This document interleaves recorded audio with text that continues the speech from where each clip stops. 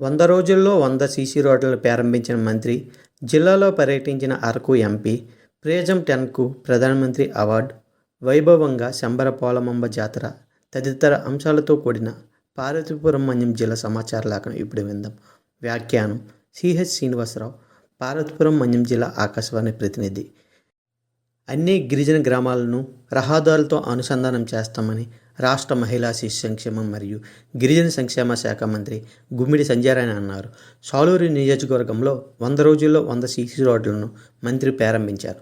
అనంతరం ఆమె మాట్లాడుతూ, నియోజకవర్గంలో 100 సీసీ రోడ్లను సుమారు 5 కోట్ల రూపాయలతో పూర్తి చేశామని, ఇంకా 5 కోట్ల రూపాయలు మిగిలి ఉన్నాయని, త్వరలో వాటిని కూడా బీటీ రహదారుల నిర్మాణానికి వినియోగిస్తామని అన్నారు.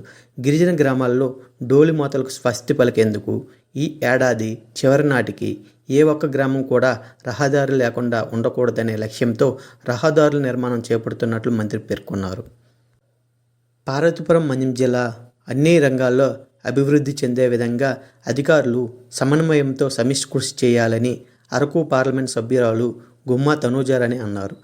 కలెక్టర్ కార్యాలయంలో జిల్లాలో చేపట్టిన అభివృద్ధిపై వివిధ శాఖల అధికారులతో జిల్లా అభివృద్ధి సమన్వయ పర్యవేక్షణ కమిటీ సమావేశం నిర్వహించారు. కేంద్ర రాష్ట్ర ప్రభుత్వాలు అమలు చేస్తున్న అభివృద్ధి పథకాలను సమన్వయంతో సమిష్టిగా పనిచేసి లక్ష్యాలను సాధించేందుకు చిత్తశుద్ధితో పనిచేయాలన్నారు.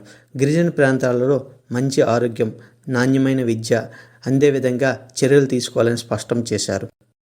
చీడపీడలు, తెగుళ్లు మన వ్యవసాయ ఉత్పాదకతపై భారీ ప్రభావాన్ని చూపుతున్నాయని జిల్లా వ్యవసాయ అధికారి రాబర్ట్ పాల్ అన్నారు. పంటలపై ఆశిస్తున్న వివిధ రకాల చీడపీడల నివారణకు సస్యరక్షణ రసాయనాలను అనవసరంగా అధిక మోతాదుల్లో వినియోగించడం వలన అనారోగ్యానికి, పర్యావరణానికి హాని కలుగుతుందని తెలిపారు. చీడపీడలను, వాటి తీవ్రతను సరైన విధంగా గుర్తించడానికి మరియు సకాలంలో సస్యరక్షణ పద్ధతులను రైతులు తెలియజేయడానికి కేంద్ర రాష్ట్ర ప్రభుత్వాలు ప్రత్యేక యాప్లను అందుబాటులోకి తీసుకురావడం జరిగిందని పేర్కొన్నారు. కేంద్ర ప్రభుత్వం నేషనల్ ఫిష్ సర్వేలెన్స్ సిస్టమ్ యాప్ను, రాష్ట్ర ప్రభుత్వం ఆంధ్రప్రదేశ్ ఫిష్ సర్వేలెన్స్ సిస్టమ్ అనే యాప్ను రూపొందించినట్లు వెల్లడించారు. పార్వతీపురం మన్యం జిల్లాలో ప్రతిష్టాత్మకంగా చేపట్టిన ప్రిజం 10 ప్రాజెక్టుకు ప్రధానమంత్రి అవార్డు లభించింది. ప్రిజం 10లో ముఖ్యంగా 10 సంవత్సరాల లోపు వయసు గల చిన్నారుల్లో రక్తహీనత నివారణకు పెద్ద ఎత్తున 2023-24 సంవత్సరంలో చర్యలు చేపట్టడం జరిగింది. అప్పటి జిల్లా కలెక్టర్ నిశాంత్ కుమార్ దీనిపై ప్రత్యేక దృష్టి సారించి గ్రామ స్థాయిలో రక్తహీనత కమిటీలు ఏర్పాటు చేయడం, నిశితంగా పర్యవేక్షణ చేయడం ద్వారా గణనీయమైన ఫలితాలు సాధించడం జరిగింది. ప్రస్తుత జిల్లా కలెక్టర్ ఏ శ్యాంప్రసాద్ కూడా రక్తహీనత నివారణపై పెద్ద ఎత్తున దృష్టి సారించారు. ఈ అవార్డు మరింత స్ఫూర్తిని నింపి జిల్లాలో మరింత ఎక్కువగా రక్తహీనతపై దృష్టి సారించుటకు ప్రోత్సాహం కానుంది.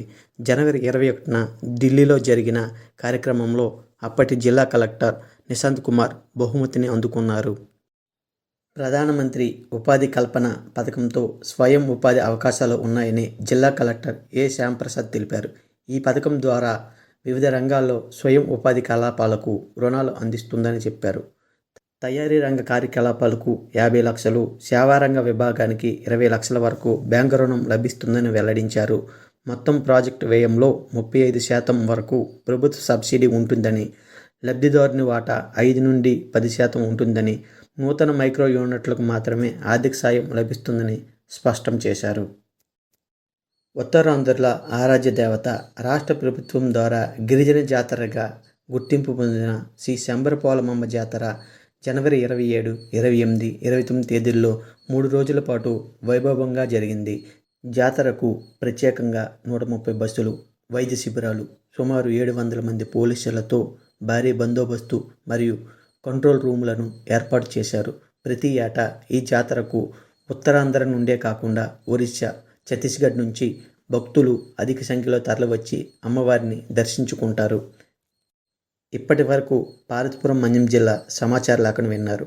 మరిన్ని కొత్త వార్తా విశేషాలతో ఫిబ్రవరి నెల సమాచార లేఖలో కలుసుకుందాం.